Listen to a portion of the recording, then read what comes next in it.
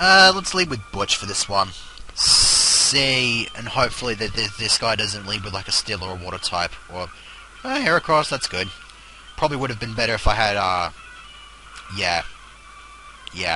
Probably would have been a bit better to have Broadband leading here, but it's fine. I managed to live the, just about unlivable frickin' Rock Slide. Lapras, let me get in a Confuse Ray here. Hopefully this will be able to put it off doing something. And then just Thunderbolt. I'm not too sure what this Lapras is capable of, but it's going to confuse me. Okay, no. I refuse to have confusion. Getting rid of that. Also, for God's sake. Why didn't you use Thunderbolt to begin with? Jesus. Okay, put it to sleep. Thank you. Leaf Blade. Damn it! You're not supposed to wake up then. If I'd hit myself from confusion there, I'd have probably lost. Okay, Aerodactyl. I'm going to send in Butch's Death Fodder because I'm expecting this thing to use Hyper Beam. Nope, it's got Earthquake. Crap. In that case, Broadband. Let me Steel Wing the crap out of you. Yep. This thing, I believe, has, I think, like Choice Band or something. So the one move that it actually has, it's locked into. So it has no choice but to use Earthquake now. Which is why I just lead with Broadband, because it's completely immune to that shit. And then I can just keep spamming Steel Wing, and then it can keep spamming full restores and making this battle take longer than it has the right to. Oh my god! That's the third full restore you've used on it! Stop! God's sake! Stop missing! It was almost dead. If not for the fact that the move does absolutely nothing to you, he would have punished you for missing by killing you. Also, stop at the Protect crap. Thunder Punch! Oh my god. And Butch is dead as well. Whatever, put it to sleep. Stop at the Protect crap. Thunder Punch isn't going to do that much. Sleep Powder. I'm not even sure why I'm not going straight for the Sludge Bomb here. Yeah, not even sure why I didn't go straight for the Sludge Bomb there. Actually, you know what? Sand Slash. Its ear's highest. Rock Slide. Oh, lovely. Flinch Hacks. Stop at the Flinch Hacks. Leaf Blade. Oh, just looking... And Salac Berry. Okay, are you going to heal? Yep. Leaf Blade actually has a good crit chance.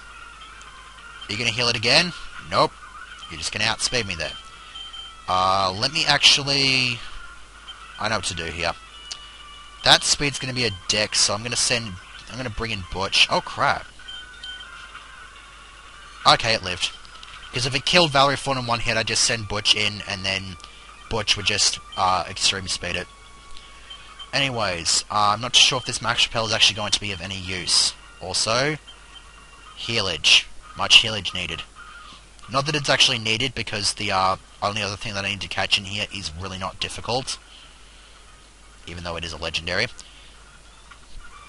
I figured I might as well do it now. I mean, I don't really see much of a reason to catch any of these things in any particular order.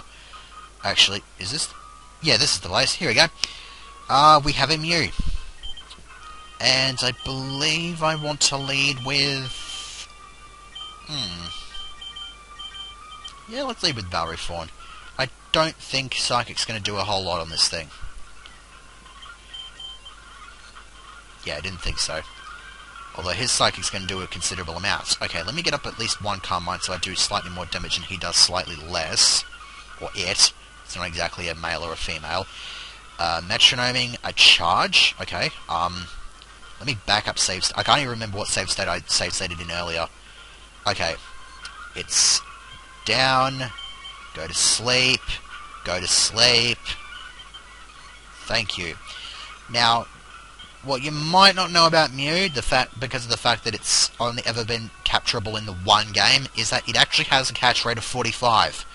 Which means it's the same as stuff like Dratini and Larvitar. So catching it in a Pokeball is really not that much of a challenge. Although Jish caught it on his first ball. and I'm kind of just having to put this thing back to sleep and actually kind of struggling a bit with it. But the point still remains, it's not difficult to catch. In before it blows through the rest of my stock of Pokeballs. Oh my god, it's gonna go through them all, isn't it? It's gonna make me eat my frickin' words, isn't it? Oh, come on, don't do that. Don't do that. It's gonna make me eat my fucking words. Because it's breaking out of every ball that I throw at immediately. Come on. Don't do this. Thank you. It's a good thing I don't really plan on catching any other Pokemon in this area. I just wanted to do that to show that bit off. Because I need to go back and get some Pokeballs, which I'm not actually sure if there's anything else. You know, thinking about it, considering that there's still a bunch of stuff that I can do here, I might actually just off-screen stock up on Pokeballs and actually come back here and do a little bit more of this place.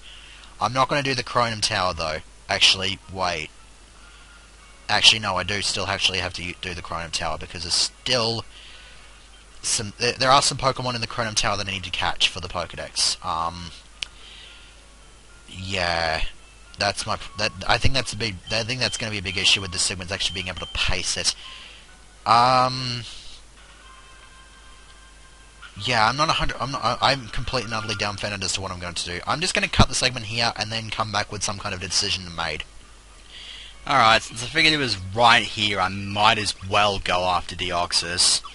So if we go to Birth Island, this is exactly the same as it is in the regular event. If you've been and done this event before, then there's really nothing particularly new.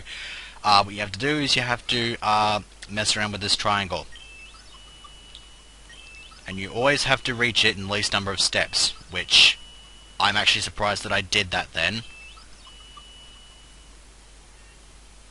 I'm actually surprised that... Okay, so, yeah, you're supposed to reach it in the least number of steps possible. If you go even one higher than that, then the, thing goes back to the middle and kind of just royally far goes up and everything. I'm actually surprised that I did that, because I thought I'd screwed it up a handful of times, but surprisingly enough, I didn't. Okay, so if my memory serves me correctly, Deoxys here is level 80. Let me save state here.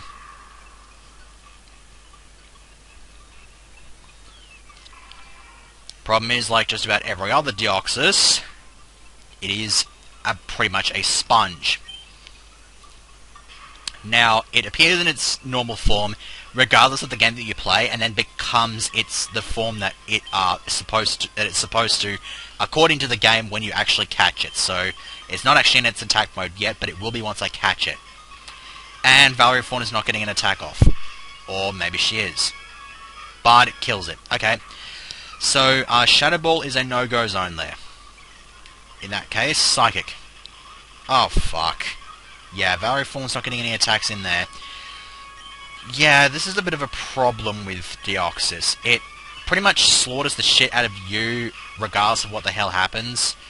But you can pretty much do the same thing to it, and that's where the problems stem from.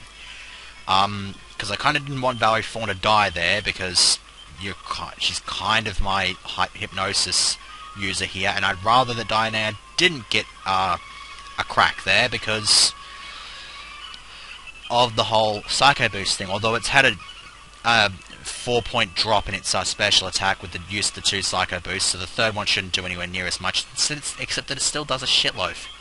Surprising. Let me actually use a Hyper Potion here. Now this is where I start throwing the balls. I've stocked up, I've got 100 balls, because I'm probably going to also do a little bit of the Chronum Tower. There's a handful of legendaries in there. I don't think I'm going to go after them. I'm probably just going to scale the tower and then probably just catch some of the stuff that I need to catch in there. But whatever, that's probably something for a later segment, even if this Deoxys takes too frickin' long. Oh, 2. I suppose it's a decent start. Although I'm fully expecting Deoxys to be an absolute bell end. That last ball was... I got to 2. Yeah, cosmic power means allows it to sponge stuff. Yeah, what the hell?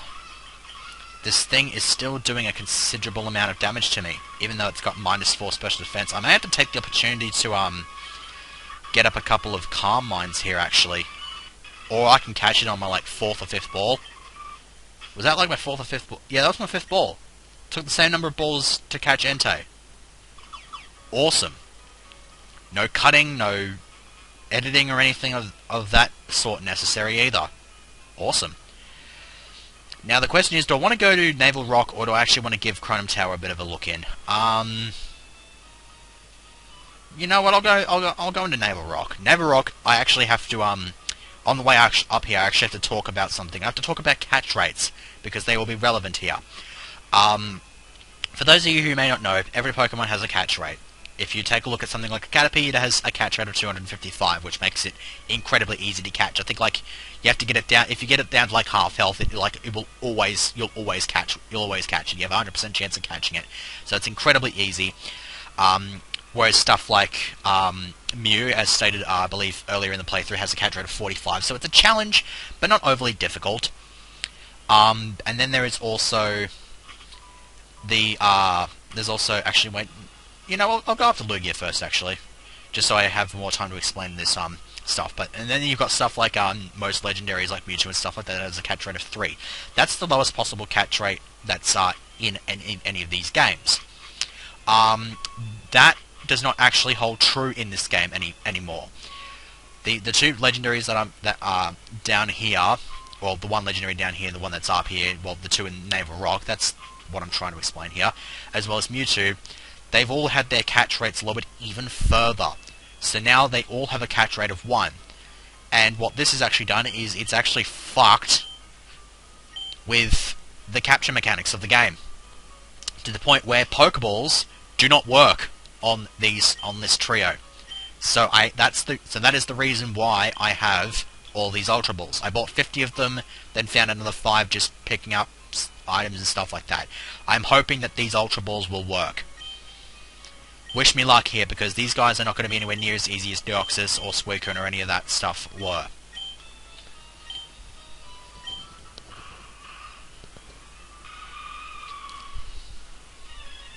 I may be eating my words and finding that I may have to cut stuff out here.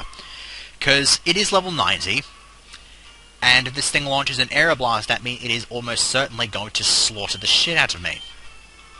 Or Ancient Power. That might actually be powerful enough. Actually, that did nothing. I believe Lugia is more of a defensive sort of thing. Yeah, he is a defensive thing. He takes hits like a planet, to quote that one Pokemon of the Week article from Cerebi. That's what a Shadow Ball did. It's not doing a whole lot. And I think, and I say I think, I'm not 100% sure about this, but I think Lugia might actually have Recover. And that would make things even worse. So, not going to bother with the Pokeballs, because we have to go for the Ultra Balls here. Let's have a look, see how many shakes I got here. 1. I'm actually surprised that I even got 1. You have no idea how much bullshit I'm going to end up having to go through to catch these guys. I've gotten to 1 again, so, like, I've gotten shakes, so you know that it's possible for the Ultra Ball to work. Oh god, there goes the Aeroblast. And that's still, like, barely a 2-shot. I'm surprised. If I had, like, False Swipe, I'd love to have it, because I'd love to be able to get Lugia down into the, red there. It'd be so much easier. Yeah, there it goes. Actually, let me start throwing Pokeballs just to prove that this does nothing. So yeah, there's immediate breakout. Immediate breakout. I believe it might actually have something to do with the multipliers that the catch rate multipliers that these balls have. I think the only reason that the Ultra Ball works is because it has a catch rate multiplier that's not something like ×1 or something like that. Can we put you to sleep? Thank you. Now I need to take the opportunity to put Valerie Form back online because I don't want Dianea to... Dianea's been good, but most of these Pokemon have a move that's super effective against Dianea. That's the problem. That's why Dianea's not been particularly useful to me in regards to its putting stuff to sleep. But anyways, it appears that this thing does not have thingy on it. But yeah, you can tell. I have not... Like, if you throw 5 balls against the legendary, then the likelihood is that they probably won't do... probably won't shake... A whole bunch of them probably won't shake once, so... You're probably thinking, okay, well, that's fine. The Pokeballs should still be able to work, right? Well, I'm not going to get into it anywhere near as much as Jish did. I'm just going to go and tell you to watch Jish's LP, because he actually put this through a lot more strenuous testing than I ever will. And he's proven that Pokeballs do not work on Lugia.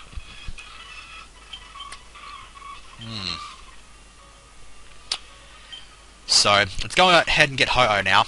I'm not even going to pay any attention to the fact that I got Lugia. I'm already just completely stunned that I got it so quickly. But, yeah, okay, now, I feel obligated now to actually just point out, how many balls did I throw at that thing? 5. Is 5 the magic number or something in this segment? I'm astounded. I really am. Okay, I'm at full health except for Dynea, who's taken a bit of a... copped a bit of stick from that ancient power. Okay, so let me save state in slot 8. I believe that was where I had one of the earliest segments. That's actually where I had one of the earliest segments. Okay. Hopefully that segment is perfectly fine. It doesn't have any audio problems, because I'm not going to be able to go back there. That's going to suck. Oh well. Let's just slug this out here. I'm going to lead with Butch here, just to sort of scope this thing out, because it has 2 fire moves. And just like Lugia, it has a catch rate of 1. So let's get in at extreme speed, because I know I'm going to outspeed it that way. Yeah, there's Sunny Day. Flamethrower, well, that did that thing. Sacred Fire is quite interesting, because if you were able... Because, I know that it's been the case from this generation onwards. I'm not too sure if it was the case in Generation 2, but if Ho-Oh ever actually does get frozen, if it has Sacred Fire, it can actually use that and thaw out. Will another strength kill this thing? No, it won't. Okay, that's awesome. Let me... go into Valerie Fawn here. Hopefully it doesn't use, like, Sacred Fire or something like that. Sunny Day. Okay, whatever. Hypnosis. So it's not going to do that much. I believe Ho-Oh's the attacking side of the duo. Yeah, Sacred Fire. Not living that one. Dionea, because I really need to get this thing to sleep. And it misses. Of course. Thank you. I feel like I want to just start lobbing balls now, because I don't think I'm going to get anywhere near as lucky with Ho-Oh as I did with Lugia. So yes, put Valerie Fawn online. It's gonna take this one turn to be asleep, so it's fine. Okay, Ultra Balls.